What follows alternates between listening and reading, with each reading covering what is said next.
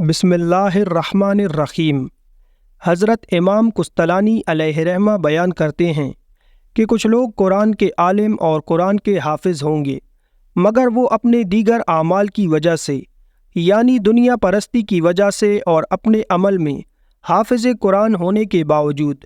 قرآن کی ناقدری کی وجہ سے یا اپنے کسی بھی اعمال کی خرابی کی وجہ سے اللہ کے حکم سے جہنم میں بھیج دیے جائیں گے۔ بلا شبہ وہ قرآن کے عالم اور قرآن کے حافظ و قاری ہوں گے، اور پیغمبر آخر الزمان حضرت محمد صلی اللہ علیہ وآلہ وسلم کو بخوبی جانتے ہوں گے اور ان کا ذکر بھی کیا کرتے ہوں گے، مگر جب اللہ پاک ان لوگوں سے متعلق یہ فیصلہ فرمائے گا کہ انہیں جہنم میں بھیج کر عذاب دیا جائے تو اللہ تعالیٰ ان حافظ و قراء حضرات کے دلوں اور دماغ سے حضور نبی کریم صلی اللہ علیہ وآلہ وسلم کا ذکر بھلا دے گا، اور وہ لوگ اپنی زبانوں سے حضور کا نام تک نہ لے سکیں گے، یعنی وہ اس طرح ہو جائیں گے کہ گویا حضور علیہ الصلاۃ والسلام کو جانتے ہی نہ ہوں۔ علماء کرام بیان کرتے ہیں کہ اللہ عز و جل ان کے دل و دماغ سے حضور علیہ السلام کا ذکر بھلا دے گا، اس کے بعد انہیں جہنم میں دھکیلا جائے گا، یعنی اگر ان کے دل و دماغ میں حضور کا ذکر رہتا تو وہ لوگ جہنم میں نہ پھینکے جاتے۔ یہاں ایک سوال بنتا ہے کہ جب اللہ عز و جل نے ان کے لیے جہنم کا فیصلہ فرما دیا تو اب ان کے دل و دماغ سے حضور کے ذکر کو بھلا دینا کیوں ضروری تھا، جبکہ وہ قرآن کے عالم اور قرآن کے حافظ بھی تھے؟ پھر صرف ان کے دلوں سے حضور کا ذکر بھلانے کا کیا واسطہ؟ اس کی کیا وجہ ہے؟ تو اس کا ایک ہی سبب ہے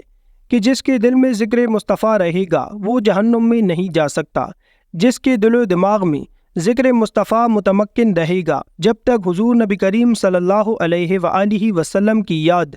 انسان کے دل اور دماغ میں ہے، وہ وجود دوزخ میں نہیں جا سکتا۔ اللہ پاک انہیں دوزخ میں بھیجنے سے پہلے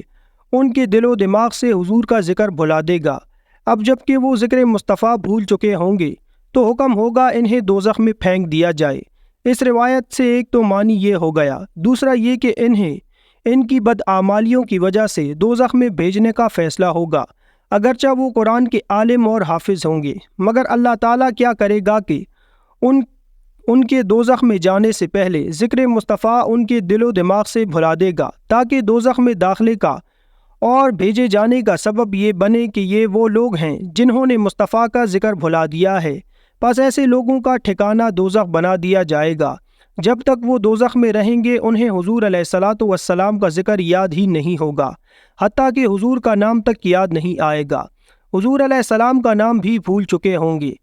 کہ اس نام کے کوئی نبی ہیں یا ہم ان کے امتی تھے، اور حضور علیہ الصلاۃ والسلام کی یہ صفتیں تھیں۔ حضور کا ذکر اور نام ہی بھول چکے ہوں گے، پس دوزخ میں رہیں گے جب تک کہ اللہ عز و جل چاہے گا۔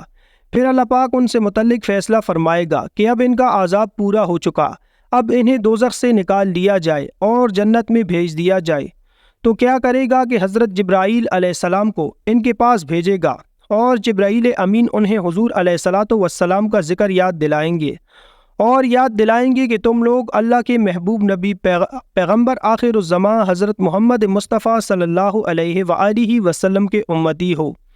پس جب حضرت جبرائیل علیہ السلام انہیں حضور کا ذکر یاد کرائیں گے، اور در حقیقت یہ بھی ان کے لیے نعمت ہوگی کہ انہیں ذکر مصطفیٰ یاد کرایا جائے گا۔ جب انہیں حضور صلی اللہ علیہ وآلہ وسلم کا ذکر یاد کرایا جائے گا تو دوزخ میں پڑے ہی وہ لوگ حضور کا ذکر کریں گے۔ تب اللہ عز و جل کا ان پر کرم ہوگا اور حکم آئے گا کہ دوزخ کی آگ ان ذکر کرنے والوں پر بجھا دی جائے، کیونکہ انہوں نے میرے حبیب کا ذکر شروع کر دیا ہے۔ تب دوزخ کی آگ ان پر بجھا دی جائے گی، گویا حضور صلی اللہ علیہ وآلہ وسلم کا ذکر کرنے والے پر دوزخ کی آگ حرام ہے۔ مگر دوستو یاد رہے، علماء کرام فرماتے ہیں یہ ذکر ایسے زبانی کلامی زبان سے کرتے رہنے سے اس کا یہ نفع نہیں ہوگا۔ اگر ذکر کا یہ نفع لینا ہے تو پھر حضور کے ذکر میں فنا ہونا ہوگا، اور فنا وہی ہوتا ہے جو اپنی خواہش مصطفیٰ کی خواہشوں میں فنا کر دے، اپنے ارادے مصطفیٰ کے ارادوں میں فنا کر دے، اپنی ترجیحات مصطفیٰ کی ترجیحات میں فنا کر دے، اپنا عمل حضور کے عمل میں فنا کر دے، حتیٰ کہ اس کا اوڑھنا بچھونا حضور کی سنت کے تابع ہو جائے، اس کی محبت حضور کی محبت ہو جائے، اس کا بولنا حضور کا ذکر ہو جائے، اس کا چلنا حضور صلی اللہ علیہ وآلہ وسلم کی سیرت میں ڈھل جائے، اور اس کا ظاہر و باطن حضور نبی کریم صلی اللہ علیہ وآلہ وسلم کے رنگ میں رنگ جائے۔ جب امتی ہر عمل حضور علیہ الصلاۃ والسلام کے عمل کے تابع ہو جائے گا اور حضور صلی اللہ علیہ وسلم کی محبت اس کے ظاہر و باطن پہ غالب ہو جائے گی تو پھر حضور کا ذکر اس کے اندر متمکن ہو جائے گا اور دوزخ کی آگ اس خوش قسمت پر حرام کر دی جائے گی۔ دعا ہے اللہ تعالی ہمیں مرتے دم تک حضور نبی کریم صلی اللہ علیہ وآلہ وسلم کی سیرت مطہرہ پر عمل پیرا رہنے کی توفیق عطا